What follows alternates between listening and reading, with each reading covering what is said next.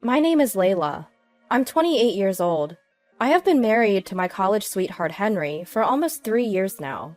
For the first 2 years of our marriage, we were both working, but I'm currently on a leave of absence. This story started 2 years ago when I went to my husband's parents' home for the first time to formally greet them as their son's wife. At that time, my sister-in-law was still living at home, and for some reason, she insisted on being present during my visit.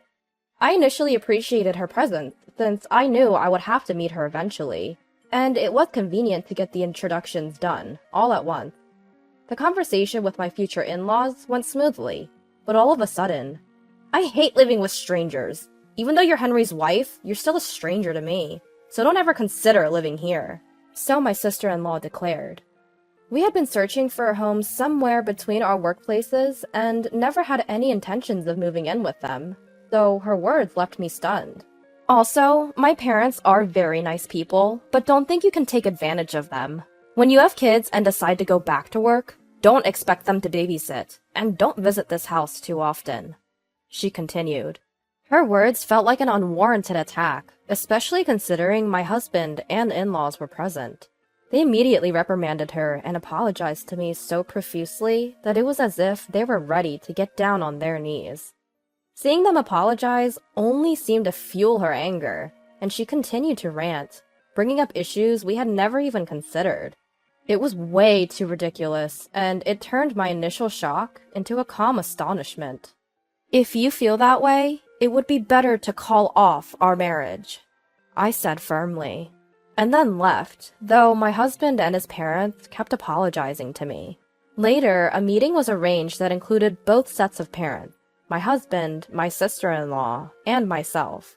However, my sister-in-law's hostile attitude toward me didn't change at all. Realizing this situation was not good for anyone, my in-laws decided it was best for her to move out. She had a job and earned enough to live independently, so she was essentially asked to leave her parents' home. Her new place was close to her workplace, in an area I had no connection with. My husband and his parents seemed to make an effort to avoid running into her, even at their home. She was conspicuously absent from our wedding, feigning illness. Since then, we never saw her face to face, so I could hardly remember what she looked like. I thought our relationship would continue like this, but she got engaged, which was an unexpected development. As it turns out, her fiancé was one of my father's employees. My father works for a fairly large company and has many subordinates, so I guess this sort of coincidence isn't impossible.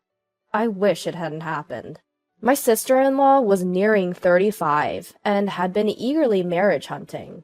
She finally caught a younger, good-looking, high-profile man, and it seemed to have sent her into a frenzy.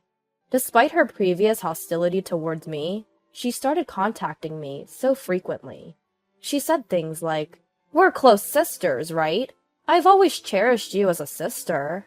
I had never had a decent conversation with her, let alone been close. But as I tried to respond vaguely to avoid confrontation, she took it as a sign that she was on the right track and started contacting me even more often. "We've always been close, and let's continue to be close. Can I visit your parents' house with my fiancé? I want to get along with your family too," so she said. When I received a call from my sister-in-law, I recorded it and let my husband listen. "What the heck is she saying? That rotten sister of mine," he said, thoroughly exasperated. He informed his parents about the situation since things might have gotten heated if I said it. Just as we were, my father-in-law was also thoroughly exasperated. "After all the rude things you've said, what is this nonsense you're spewing now? If you think about what you've done calmly, you wouldn't be able to make such calls." He said this to his daughter. Thanks to his intervention, I stopped receiving direct calls from my sister-in-law. However, in exchange, she sent me a thick letter. I wonder how she took her parents' anger. The letter was filled with unnecessary phrases like, "We are close sisters. I'm glad you married Henry. I absolutely want you to come to my wedding," with nothing else mentioned. She even included a folded pamphlet of her wedding venue with a sticky note that said, "It's more luxurious than where you guys had your wedding, so please enjoy it." She didn't have to do all this, as I was already planning to attend her wedding. I was gonna respond to the invitation, saying that I'd be present. I'd congratulate anyone who's getting married, regardless of who they are. I wouldn't want to do anything as shameful as what my sister-in-law did 2 years ago. I'm an adult with common sense. However, my attendance was just a plan. By the time of my sister-in-law's wedding, I'd be close to my due date, so I couldn't predict how things will go. It might end up with just my husband attending, without me. My in-laws had kindly told me not to overexert myself, and I planned to take their advice. After all, I was on maternity leave, and my sister-in-law should know this from my in-laws. Also, it seemed that my father received an invitation from the groom's side, as he was considered a superior. He said, "I'm not his direct boss, but it's not that I'm totally unrelated. And he's the man marrying Henry's sister. I intend to go, but I decline to give a speech. And there's the issue with the sister. You don't need to attend," he said to my mother with a slightly troubled tone. According to my mom, the groom had asked my dad to give a speech at the wedding reception. My father is in an executive position. The groom, at 30 years old, hadn't even managed to become a team leader yet, so he was in no position to even send an invitation to my father, let alone ask him to give a speech. Around the office, people seemed to talk about him like quite audacious and some nerve. According to what I heard from my in-laws, my sister-in-law had egged on her fiancé, saying, "He's not just a boss, but a family, since he's the father of my brother's wife. You don't need to hesitate. If we could get him to give a speech for us, it's a fast-tracked promotion for you. You can one-up the other employees by having an executive in the family." She seemed to have pushed her fiancé into this, and I couldn't help but worry about his future, though I'd never met him before. Workplace relationships and hierarchies aren't as simple as she thinks. She was the type of person who thought her values and opinions were justice, and if you were not the type of person who could firmly say no, you might be swayed by her. Before my sister-in-law's wedding, we had a discussion with my in-laws, and we decided that my husband would attend without me, and from my family, only my father would attend. My sister-in-law seemed very unsatisfied, but perhaps fearing that insisting on her opinion would result in neither my husband nor my father attending, she reluctantly agreed.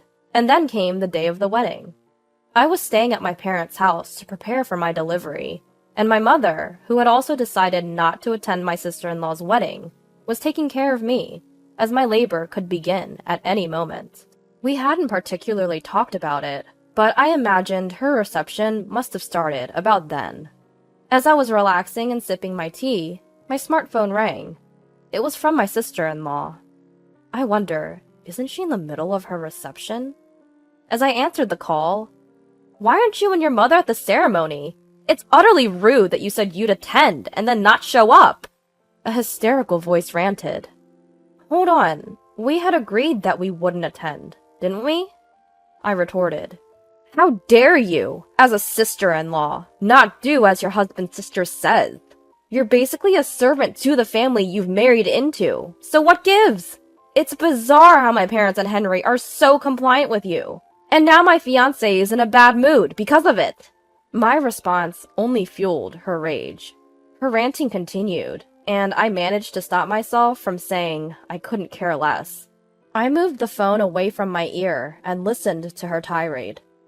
My mother wore a puzzled expression, hearing the voice leaking from my phone. It appeared she had called during a break in the reception, and after a while, my sister declared, "I don't have much time right now, but you'll have to take responsibility for not attending the ceremony," and then hung up.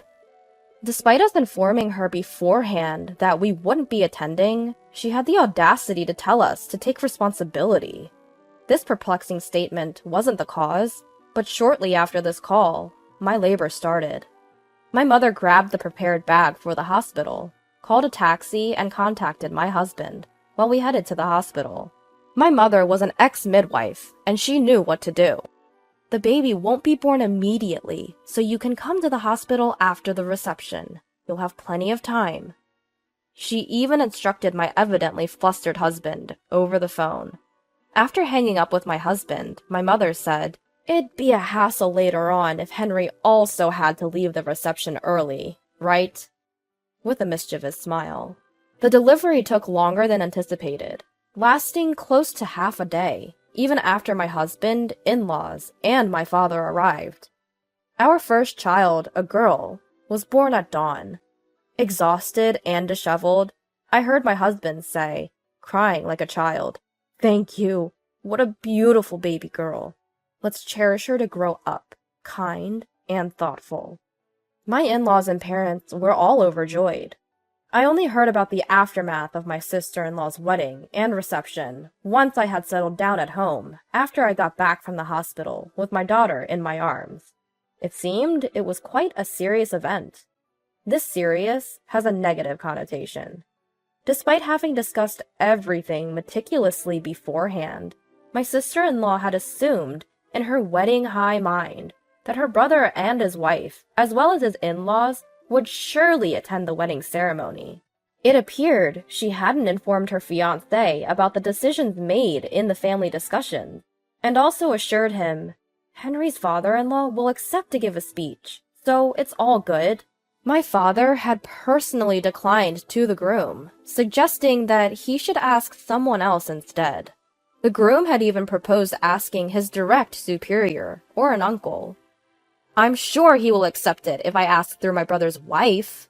I had no idea how she had convinced the groom that my father wouldn't accept to give a speech, while he had directly declined it to him.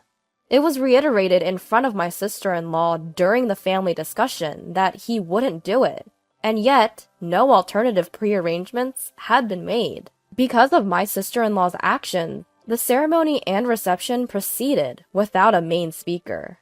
The groom, who was supposedly overjoyed that an executive had accepted to give a speech on his wedding, was indeed thunderstruck. I assume he felt utterly embarrassed in front of the invited guests. Just picturing the bride and groom seating in shock makes my spine chill, even though I wasn't there. Naturally, the groom must have been upset and confused. He probably complained to my sister-in-law too. The ever-deteriorating atmosphere at the venue caused my anxious sister-in-law to call me during the break to change her dress. The groom gradually noticed more lies by observing the guests invited by my sister-in-law, and after the reception that was filled with tense mood, he suggested postponing their still uncompleted legal marriage registration. The lies my sister-in-law told her fiancé included, "I have a great relationship with my family. I am very close to my brother and his wife. That's why your boss, who is my brother's father-in-law, will support you. I graduated from a prestigious university and have a responsible job at a major company. I am a happy person, still surrounded by the good friends I made at the university." And so on. As you might guess, all of these were lies. My sister-in-law had been increasingly alienated within the family, even before she started spewing offensive remarks at me, and her relationship with her brother, my husband, was far from good. It goes without saying that my relationship with her was not good either, so there was no reason my father would favor my sister-in-law's fiancé. As I'd mentioned before, the groom didn't seem very competent at his job, so promoting him out of nowhere would indeed create an odd atmosphere within the company. Additionally, my sister-in-law's highest education level is high school. After graduating by the skin of her teeth as she was partying around without attending school properly, she was in a state of unemployment, occasionally doing some part-time work. After her 30s, she was hired as a part-time employee through the connections of her father. And of course, she has never had a responsible job.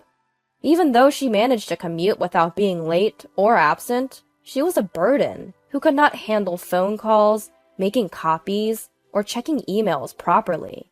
There's no way such a person would have friends. Even if there were some acquaintances when she came across in town, they were not someone close enough to invite to the wedding, so she used a dispatch service to fill the seats. Thus, the speeches made by such so-called friends sounded obviously fake. At a ceremony to celebrate a new beginning, it was unlikely that there would be any reconciliation between my sister-in-law and her fiancé, after so many lies and secrets had been exposed, no matter how hard she tried. Currently, it seems that discussions with the lawyers are still ongoing. After hearing all of this, I remembered the words my husband had said when our daughter was born. Let's cherish her to grow up, kind and thoughtful. Now I realize these words had a very deep meaning. Neither I nor my parents have any intention of getting involved in whatever resolution my sister-in-law comes to. Even my father-in-law said firmly, "That's fine. I don't want any weird influences on my granddaughter, so I'd rather you don't get involved." I know it's not easy to live without any lies or secrets, and there are gentle lies made in care for one another. I believe they work fine, as long as they are based on proper common sense. Come to think of all the things my sister-in-law had said and done, I even take them as a great lesson to learn what not to do. That's how I deeply feel now. My husband and I are about to start raising our first child. We are discussing that we want to cherish and nurture her so she can grow up to be a person who can be proud of herself, enjoy spending time with many friends without causing trouble to others, and lead a happy life. I think it would be delightful if we could also grow as parents in the process.